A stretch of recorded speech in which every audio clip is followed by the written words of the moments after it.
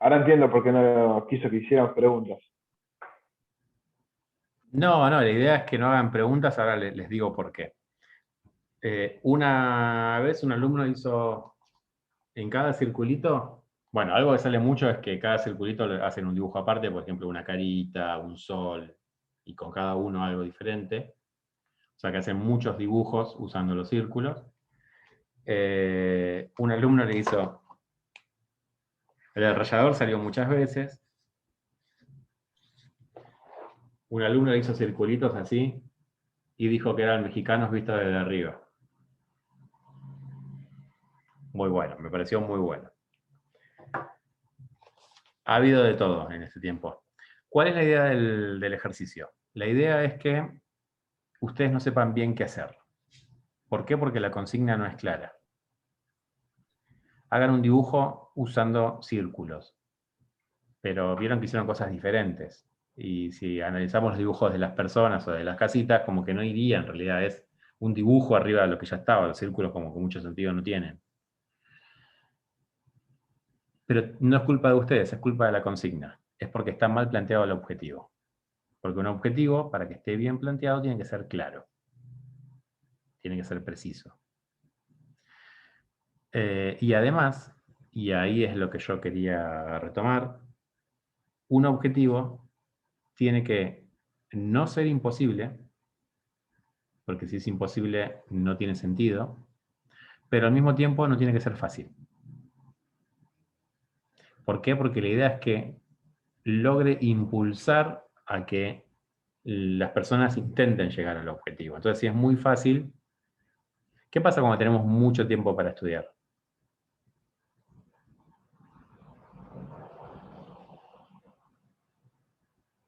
¿Qué les pasa a ustedes? Si No tienen, estudiamos.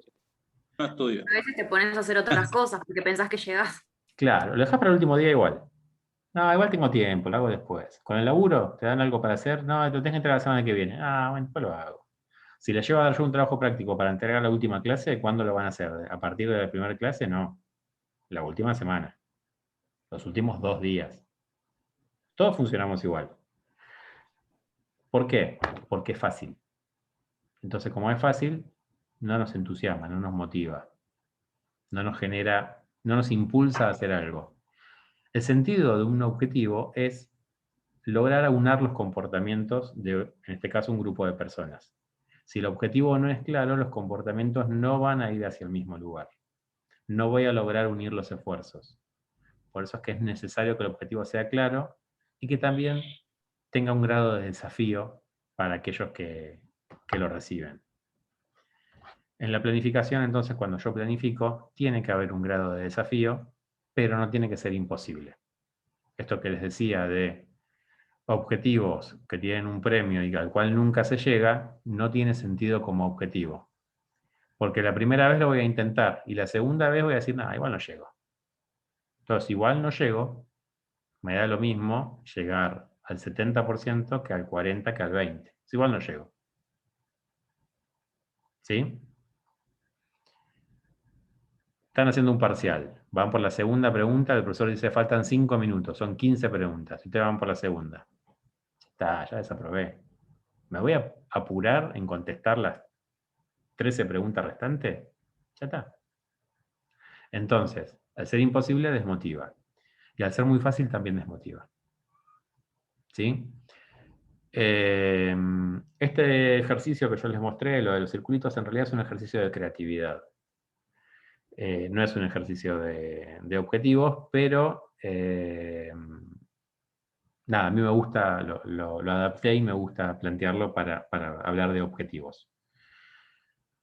La planificación tradicional, entonces, cae en este concepto de que el objetivo sea inalcanzable, y eso intenta solucionarlo Matus a partir de lograr un objetivo consensuado, una planificación que sea consensuada por la organización. Lo que él busca es un compromiso de toda la organización al momento de planificar. Yo les dije que hay cientos de libros que hablan de planificación, tantos como que hablan de liderazgo. ¿Por qué? Porque consideramos que es un concepto importante. Como es un concepto importante, no puede ser algo más que quede librado al azar de una o dos personas que son los que lo arman. Tiene que ser algo que realmente tenga un sentido importante dentro de la organización. Además que si una o dos personas son las que plantean los objetivos, son los que arman la planificación, son los que manejan la estrategia de la organización, caemos en un problema, que es el problema de los modelos mentales y es el problema de los paradigmas. Esas una o dos personas que tienen que tomar decisiones van a tomar decisiones a partir de la realidad que interpretan, la cual sabemos que está distorsionada por el efecto paradigma.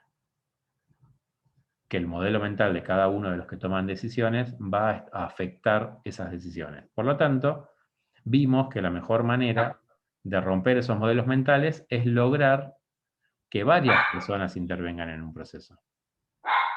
¿Sí? De esa forma, si logramos que varias personas intervengan en el proceso, vamos a poder romper con los límites de paradigma que tenga cada uno de los intervinientes. ¿Sí? ¿Me siguen hasta ahí? Bien. El planeamiento estratégico situacional lo que dice es, no son pasos a seguir como se suele estudiar acerca de la planificación. ¿Sí? Cuando uno estudia cómo se hace una planificación, son una secuencia de pasos. Tenés que ver cómo es la situación, tenés que ver a dónde querés llegar, tenés que plantear de qué manera, el presupuesto, o sea, de dónde vas a sacar el dinero, etcétera, etcétera. Son puntos. Lo que dice Matus es, una planificación no son pasos, sino que son momentos. Él lo denomina momentos. ¿Por qué lo llama momentos? Porque no tienen principio y no tienen fin. De hecho, vamos a ver que esos momentos se solapan unos con otros y muchas veces ocurren todos a la vez. Estamos acostumbrados a que la planificación es algo que ocurre al principio y el control es algo que ocurre al final. Lo que dice Matus es, esto está mal. La planificación tiene que ocurrir durante todo el tiempo. ¿Se acuerdan que el ejemplo que les di yo de que en septiembre se presenta en el Congreso el presupuesto nacional? Bien, ¿ustedes creen que alguna vez se cumple un presupuesto nacional? ¿Ustedes piensan que cuando llega el otro año, en agosto del otro año, alguien está mirando cuál era el presupuesto? Tenemos partidas complementarias, tenemos presupuestos subejecutados, es decir, estaba planificada tanta cantidad de dinero y se usó menos de la que se pensaba, porque se usó para otra cosa, quizás. Sin ir más lejos, la estimación del último presupuesto establecía una inflación del 29%, al cual ya casi llegamos. Por lo tanto, pierde sentido como herramienta un presupuesto que es irreal. Y pierde sentido como herramienta un presupuesto que es estático, que ocurrió hace un año. Lo que dice Matus es, tenemos que salir de esa cuestión de que el presupuesto son pasos y llevarlo a que sean momentos. Y él establece que el planeamiento estratégico situacional tiene 4 momentos. Los va a llamar momento explicativo. Esto sí es importante que tomen nota, los que están tomando nota. Momento explicativo. Momento normativo. Momento estratégico. Y agrega un cuarto momento que es el momento táctico operacional.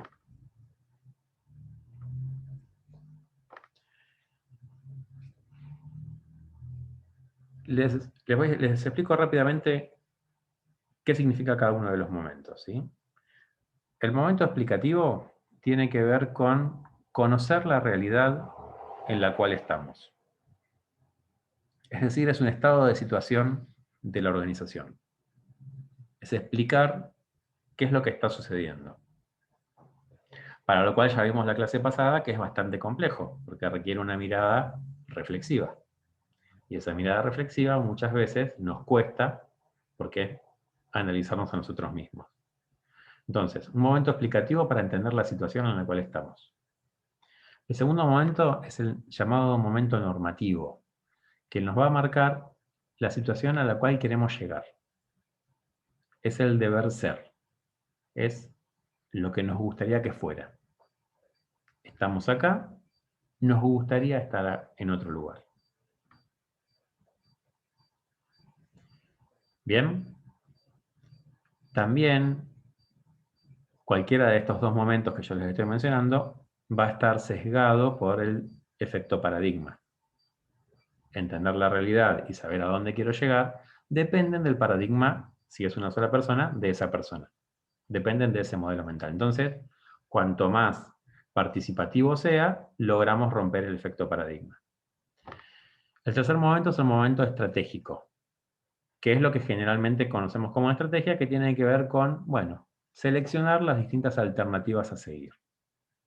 ¿Sí? ¿Qué es lo que vamos a hacer? Marcar los planes de acción. Ese sería el momento estratégico. Pero para llegar a la estrategia hay que primero pensar dónde estamos y después pensar a dónde queremos ir.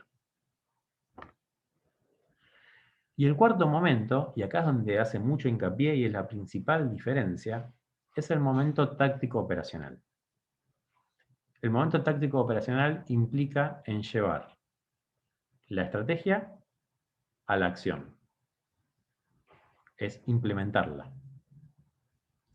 Y acá es lo que Matus observa, que generalmente fallan las planificaciones. Estoy seguro que a ustedes les debe haber pasado en su ámbito laboral o en alguna organización a la cual pertenezcan, que les llega una orden de algo que viene de arriba, como solemos decir, que es incoherente, que no tiene sentido, que me están pidiendo algo que es impracticable. ¿Les pasó alguna vez? ¿Quieren contar alguna experiencia? Recién con el dibujo. Recién con el dibujo, bueno, por ejemplo. Bien. Bien, tuya. ¿Qué más? ¿A quién más le pasó aparte de con el dibujo?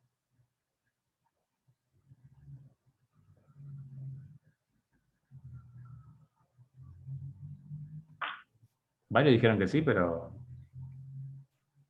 A mí me pasó con tema de implementar ciertos sistemas dentro de la compañía que no tenían valor ninguno y lo hicimos los cambios, hicimos todo lo que necesitaban, pero nunca se vio el resultado que se quería. Nunca. Sabías que estaba destinado a fracasar, pero lo haces igual. Sí, y aparte vos dabas los motivos, yo daba los motivos que podía fracasar porque sabía más o menos cuáles eran los puntos que podía tener, tenía flojo ese sistema que tenía y decían que no, que tenía que funcionar porque funcionaba en otro lugar, pero no es la misma política de manejo donde nosotros lo utilizamos con el otro lugar que lo estaba poniendo en práctica también. Te cuento para grandes rasgos, es un sistema de tracking para el manejo de lo que es hoy es un tema en el COVID, que son los cilindros de oxígeno. El cilindro trabaja, la entrega del cilindro trabaja contra llenos y vacíos. Ese sistema de tracking no funciona dentro de un almacén, pero sí funciona con un cilindro. La operación es totalmente distinta. Entonces yo tuve que sentarme a analizar todos los puntos de ese sistema y decir cuáles eran las cosas que podían funcionar y cuáles no. Del 100%, 82 no funcionaba. Y después el tiempo me demostró que no funcionó. Bien, pero lo implementaron igual. Sí. Bueno, eso tiene que ver con que lo que se planifica, lo que se piensa, la diferencia entre el pensar y el hacer. El que lo piensa muchas veces está muy lejos del que lo hace. Entonces, esa diferencia muchas veces es insalvable y lleva a que lo planificado vaya por un camino y la realidad vaya por otro distinto, que no tiene nada que ver. Esto es lo principal que ve Matus y dice, esto no puede funcionar así.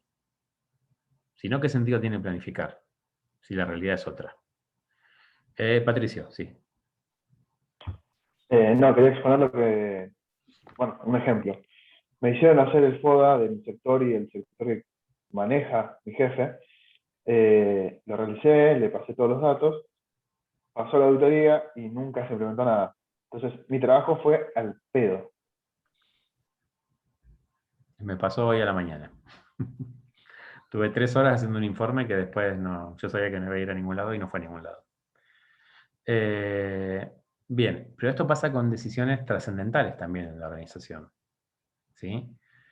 No solamente con una tarea individual, o sea, nosotros lo vemos en tareas individuales, pero también pasa con actividades más importantes.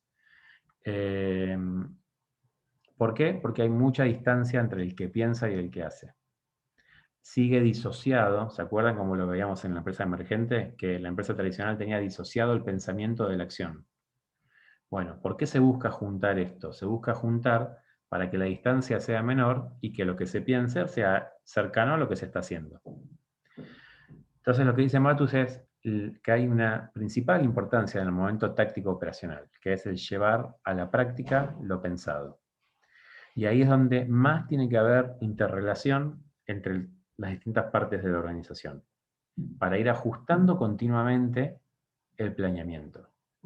Por eso se llama planeamiento estratégico situacional, porque según la situación, el planeamiento tendrá que ir modificándose a partir de la situación real, de lo que realmente sucede. No esperar a que pase todo un periodo para después analizar y decir, no llegamos al porcentaje que estábamos buscando, sino que en el transcurso de la acción tratar de lograr hacer los ajustes. Y después algo muy interesante que plantea Matus, que a mí me gusta mucho, que es el hecho de que la planificación no tiene que ser para prever qué es lo que va a suceder.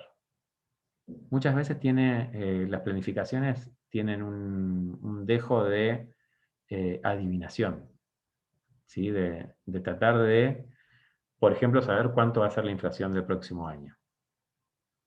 Entonces, según si yo acierto o no acierto en eso que estoy pensando, mi planificación estará cerca o estará lejos.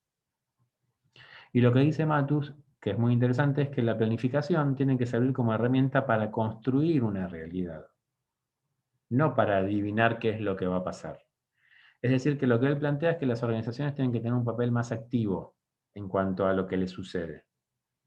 No tratar de predecir a cuánto va a estar el dólar a fin de año para ver si compro o no compro dólares, sino tratar de tratar de generar bases que hagan que esos cambios que pueda haber en la cotización del dólar a mí me favorezcan o no me desfavorezcan tanto. Lo que él busca es, con la planificación, generar su propia realidad. ¿Sí? Le da un sentido mucho más importante a la planificación. ¿Bien? ¿Se entiende hasta acá? Es como fracasar a medias, ¿no es cierto? ¿En qué sentido fracasar a medias? Sí, si yo tengo una planificación de acuerdo a lo que busco yo, me va a impactar mucho menos si llego a perder que lo que podría no haber planificado nada. Sí. Lo que pasa es que si no planificás nada, la planificación va ligada con el control. Si vos no planificás, no podés controlar para ver cómo te fue. Entonces, claramente hay una necesidad de planificar como para que uno pueda decir, bueno, me está yendo bien, me está yendo mal, me podría haber ido mejor. Pero esa planificación necesitamos que no sea tan distante de la realidad. Y ahí vamos a aplicar todo lo que estuvimos viendo hasta ahora de paradigmas, los conceptos que estuvimos viendo de empresa emergente, de organización fractal. Verán que el trabajo en equipo toma mucha importancia de vuelta, porque esta planificación no puede ser lograda con una sola parte, sino que tiene que haber un equipo de trabajo que lleve la planificación adelante. Y va a estar muy ligada con lo que vamos a ver la clase que viene, que es teoría de la decisión, que es cómo se toman decisiones, ¿sí? Y qué afecta la toma de una decisión. ¿Bien? ¿Dudas hasta acá? ¿No? Comentario. Sí. En un momento dijiste que para evitar que una sola persona, perdón, que el planeamiento esté condicionado al paradigma de una sola persona, es que se integraban a más. Uh-huh. Y creo que más que para que el paradigma no limite la planeación, es para que los sesgos que tenga esa persona no le permitan cagarla. Que el paradigma que tenga, porque el paradigma en sí es un conocimiento que tiene un grupo de gente en un determinado tiempo. Uh-huh. Si el paradigma lo usas bien, no deberías tener sesgos. Entonces, la inclusión de personas es para que puedas utilizar bien el paradigma. Sí, bueno, lo unimos con teoría del caos, ¿sí? La aparición de un sospechoso no habitual, por ejemplo, alguien que pueda tirar una idea, un punto de vista que no estaba estipulado hasta ese momento, que te pueda decir, mira, me parece que el camino es por acá, y que haya otro que lo escuche. Por eso es la importancia del trabajo en equipo.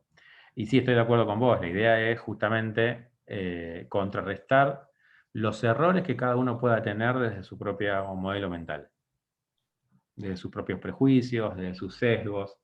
No quise usar tanto la palabra sesgo porque justamente es lo que vamos a ver la clase que viene. Bien. Y un comentario más. Sí. Que me llama la atención cómo es que el planeamiento estratégico situacional nace de la condición de Latinoamérica. La crisis que acá nos azota y nos obliga a adaptarnos al cambio, hace que eventualmente, por esto no pasaría ni a palo en Europa, esto pasa acá. A lo que voy, las condiciones cambiantes hacen que Matus, ¿era el chileno? Pueda expresar todo esto, porque precisamente las condiciones iniciales y los planes a largo plazo no funcionan, porque acá cambia todo el tiempo. Sí, y lo que también tiene de llamativo es que él lo hace para políticas públicas, para políticas de Estado. Él propone el planeamiento estratégico situacional aplicado al Estado, lo cual es más raro. ¿Alguna rama en particular? A todo el Estado. Entonces, eso lo hace también más extraño. Con lo que vos mencionabas, Patricio, a mí me genera una cuestión que tiene que ver con un preconcepto quizás que tengo yo o que tenemos en Latinoamérica, que tiene que ver con el concepto de crisis, que es que dominamos bien las crisis, que estamos acostumbrados a las crisis. No sé, una vez escuché en un noticiero que decían que en España había una recesión muy grande porque tenían un 9% de desocupación. Y alguien de acá decía, eso no es desocupación. Desocupación es lo que tenemos nosotros. Eso es una boludez. Estos gallegos se ahogan con una boludez que nosotros ojalá estuviéramos así. Esa mirada que tengo y que muchas veces tenemos en Latinoamérica, yo creo que es un error porque nos lleva justamente el ser expertos en crisis significa que no sabemos no vivir en crisis, que no sabemos resolver las crisis. Que estemos siempre apagando incendios nos hace buenos bomberos. Claro, aparte tenés crisis todo el tiempo, o sea, pasó buena crisis y todo el tiempo hay una crisis nueva. Entonces, yo la tengo re clara porque ya pasé 5 crisis, la pregunta sería, ¿la tenés clara si caíste en 5 crisis? Es una buena mirada, es un buen punto. Y es una pregunta para hacernos, ¿sí? Cuando tenemos esa mirada soberbia de cómo manejamos las crisis. Porque siempre pensamos que los demás son unos boludos, pero los demás no tienen las crisis que tenemos nosotros. Entonces, por algo debe ser. Mi viejo siempre me decía, Córdoba es muy lindo, lástima que está lleno de cordobeses. Bueno, lo podemos aplicar a la Argentina. Nada, una reflexión nada más. Bien, ¿hasta acá queda claro? Bueno, fue mucho más... ¿Te puedo hacer una consulta? Sí. Una consulta chiquitita. Viste que vos comentaste que el 17 teníamos la reunión para juntarnos el jueves. No me llegó ninguna, a mí no me llegó ningún correo de invitación o algo por el estilo. ¿Lo van a mandar en el transcurso de la semana? Se los voy a mandar yo, ahora. Okay. Eso quería cerrar. Bueno, lo que es el tema que estuvimos viendo hoy, la verdad que fue más rápido de lo que yo esperaba. estaríamos terminando ya lo que es planificación. Si no hay dudas, paso a hablarles lo de la semana que viene. ¿Alguien quiere consultar algo? Muchas dudas no va a haber si no empiezan a leer. ¿Sí? Es necesario que lean para que empecemos a aclarar dudas en estos espacios, en estos momentos. Les cuento lo que vamos a hacer la semana que viene. Bueno, el miércoles no va a haber clases. La clase va a ser el día jueves. Yo sé que ustedes tienen otras materias y que quizás los jueves cursan otras materias. Por lo tanto, la asistencia obviamente no es obligatoria. La charla va a ser grabada y yo después les mandaré la grabación. Pero bueno, todos aquellos que puedan estar, les va a dar la posibilidad también de preguntar. El tema que vamos a ver es teoría de la decisión. El libro que tenemos para leer es el libro de Patricia Bonatti y la clase la va a dar Patricia Bonatti. Entonces, está bueno estar como para poder preguntar más que nada, porque escucharlo van a poder escuchar estando o sin estar. Bien, así que la clase va a ser el jueves. Yo les voy a mandar el link. La clase va a ser por Meet, no es por Zoom, sino por Meet. Me imagino que ya lo han utilizado en otras materias. Igualmente aquel que no tenga el Meet, igual no es necesario descargarlo, simplemente con el enlace ya pueden entrar. Y bueno, la reunión sí va a empezar a las 6 de la tarde. Yo calculo que arrancaremos un cachitín más tarde hasta que ingrese la mayor cantidad de gente, pero la idea es que la charla sea desde las 6 hasta las... O sea, está pautada de 6 a 8:30. No creo que dure tanto. Empezaremos un poquito después de las 6 y terminaremos cuando terminemos. ¿Está bien?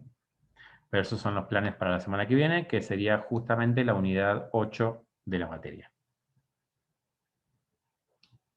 ¿Bien?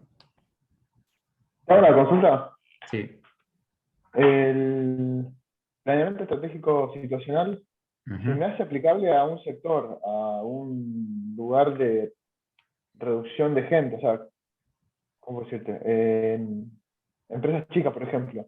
Pero en empresas grandes, ¿cómo haces para integrar a todos en el momento de, el explicativo?